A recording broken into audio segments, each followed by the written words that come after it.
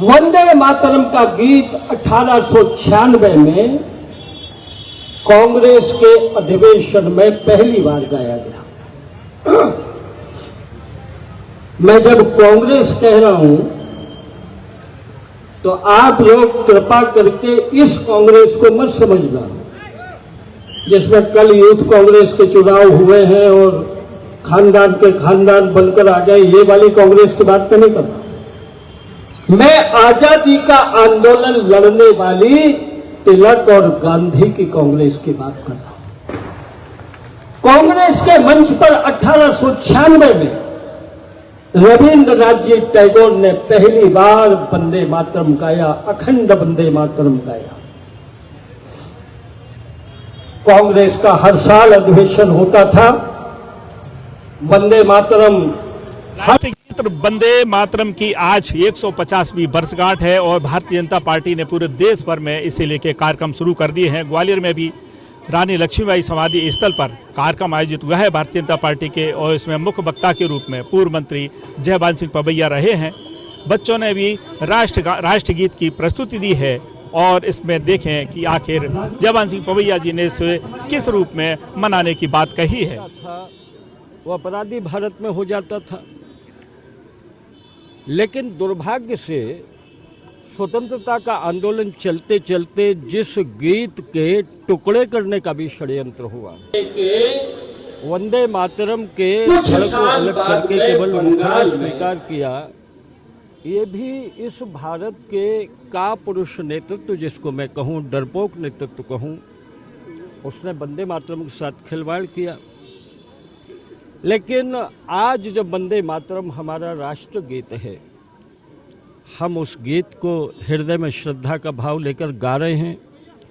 ऐसा युग आया है भारत में जब अखंड वंदे मातरम देश के चप्पे चप्पे में आसे तो हिमाचल गूंज रहा है। ये पूरा अभियान चलेगा, स्कूल स्कूल में गूंजेगा, गांव गांव में गूंजेगा, गिरकंदराओं में गूंजेगा। मैं ऐसा मानता हूं कि कुछ चीज़ों पर देश में डिबेट की गुंजाइश नहीं हो सकती, विकल्प के विषय नहीं हो सकते। उसमें राष्ट्रध्वज होता है, राष्ट्रगीत होता है, राष्ट्र का संविधान होता है और राष्ट्र के पितृपुरुष, राष्ट्र के पूर्वज होते हैं।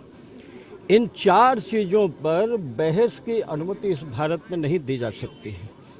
मैंने आज यहाँ पर ये कहा है, वीरांगना की समाधि पर खड़े होकर अपना व्यक्तिगत मत बताया है भारत माता के बेटा के नाते, कि भारत का अन्न और पानी खाने वाले और भारत का नागरिक रहने वाले कोई भी व्यक्ति को वंदे मातरम गाना ही पड़ेगा। और इस देश में इस तरह का वातावरण बनना चाहिए कि जो वंदे मातरम और राष्ट्रगीत को नहीं गा सकते, उनकी नागरिकता समाप्त होने का प्रावधान करने के लिए पूरा देश तैयार। राष्ट्रगान का कोई महत्व नहीं? राष्ट्रगान और राष्ट्रगीत दोनों ही हमारे लिए श्रद्धा के बिंदु हैं। 24 जनवरी 1950 को संविधान स्वीकार करते समय डॉक्टर राजेंद्र प्रसाद जी ने ये कहा था कि देश में जितना सम्मान जनगण मन का होगा, उतना ही बलिदानियों के अमर गीत, आज़ादी के अमर गीत वंदे मातरम का होगा। राष्ट्रगान जनगण मन होगा, राष्ट्रगीत वंदे मातरम होगा, और दोनों ही गाने होंगे भारत का नागरिक होने के नाते। क्या उस पर बहस हो सकती है राष्ट्रगान पे? ये चार पे नहीं, इसके लिए आप 1 to 1 बैठिए अगर आपको ज़्यादा तर्क सोच रहे हैं। कांग्रेस का नहीं, मैं कांग्रेस और भाजपा पर नहीं जा रहा हूँ। आपने कांग्रेस का कहा कि मैं नहीं, देखो भैया, ये क्वेश्चन आंसर होते हैं जब आप दिखाओ मैं दिखाऊं। श्रोता को ये दिखाएगा पवैया ने बयान दिया, पवैया बोले, पवैया भड़के, तो आपने पूछा तो बोल रहा हूँ ना, ऐसा कुछ नहीं। मैं वंदे मातरम की आज 150वीं वर्षगांठ है, मैं वंदे मातरम पर, राष्ट्रगीत पर बोल रहा हूँ। मेरा कहना यह है कि देश में आज़ादी के समय भी इस गीत का बहिष्कार करने वाले लोग रहे आंदोलन के दौरान, और देश में आज भी ऐसे तमाम सारे तत्व हैं जो वंदे मातरम को स्वीकार नहीं करते हैं।